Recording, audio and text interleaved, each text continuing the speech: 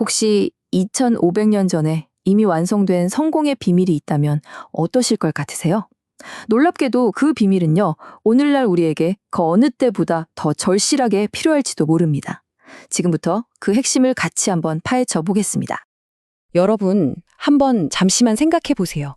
어떤 조직이 살아남기 위해 절대적으로 필요한 단 하나, 과연 뭘까요?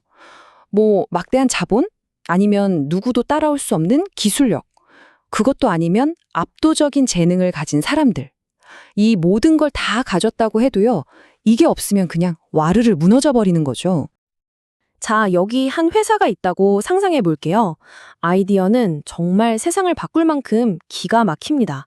근데 사무실 안에서는요, 서로를 믿지 못하고 리더가 무슨 말을 해도 아무도 귀 기울이지 않아요. 이 회사의 미래, 과연 괜찮을까요? 이건 수백만 팔로워의 사랑을 받던 크리에이터의 세계도 마찬가지겠죠.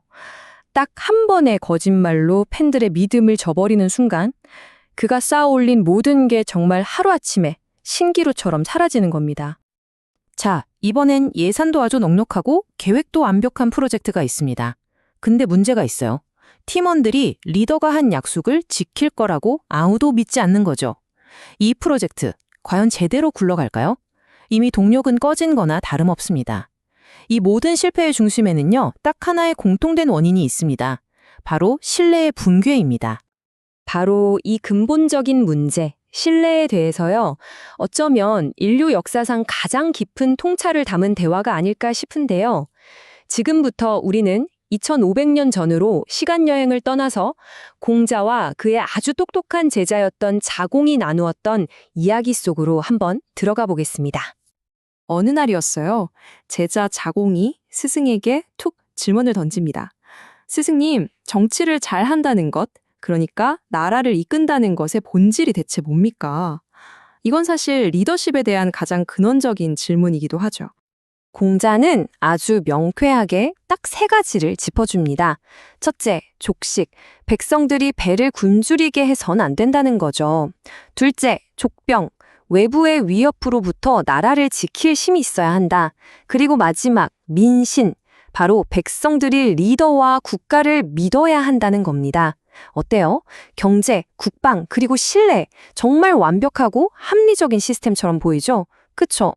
근데 이 제자 자공이 보통이 아니에요.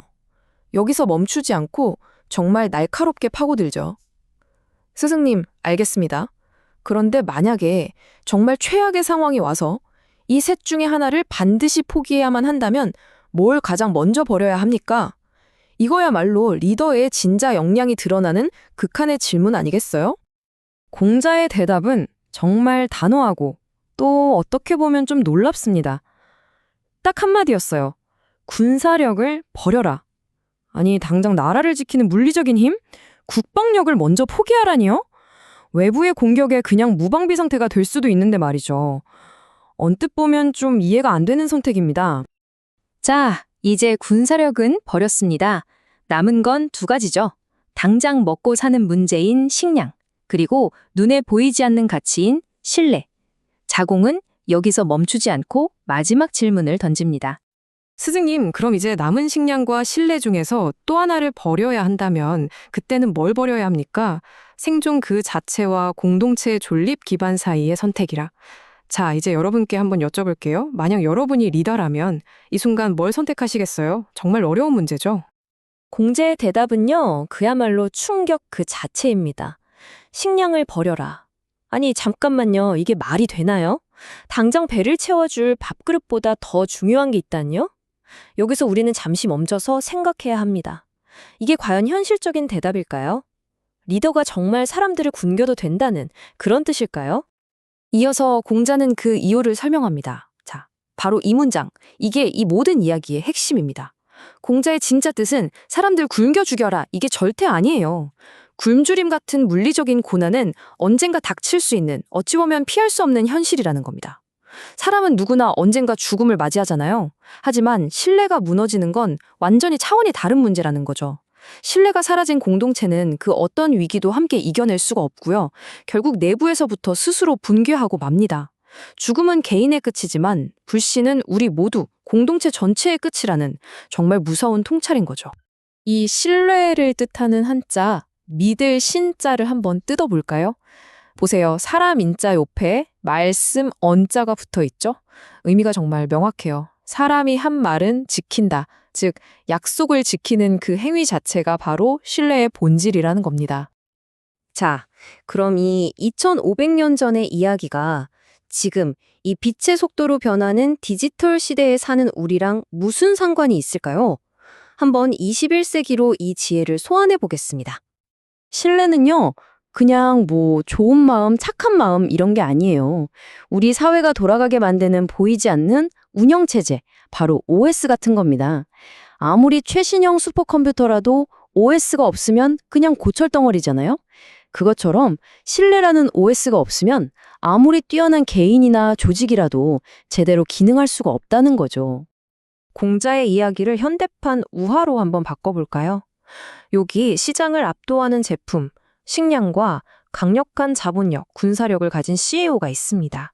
근데 이 CEO가 직원들한테 한 약속을 밥 먹듯이 어기는 거예요. 처음엔 뭐 다들 참겠죠. 근데 신뢰라는 이 OS에 에러가 나기 시작하니까 제일 먼저 누가 떠날까요?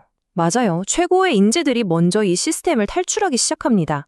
결국 조직 문화는 내부에서부터 썩어 들어가고 회사는 한순간에 위기에 빠지게 되죠. 신뢰가 없으면 다른 모든 자산이 결국 아무 쓸모 없어진다는 걸 보여주는 완벽한 예시입니다. 네, 그렇습니다. 공자의 가르침은 진짜 명확해요. 모든 조직의 자산 목록, 그 맨 꼭대기에 있어야 할 것, 그 무엇과도 바꿀 수 없는 제일 순위 자산은 바로 신뢰라는 겁니다. 이건 옵션이 아니에요. 협상의 대상은 더더욱 아니고요. 자, 그럼 오늘 이야기의 핵심 한번 정리해 볼까요? 그리고 이 오래된 지혜를 우리 삶에 어떻게 써먹을 수 있을지 한번 같이 고민해 보죠. 오늘 우리가 논어를 통해 확인한 것들입니다. 첫째, 신뢰는 돈이나 권력보다 더 근본적인 힘이다.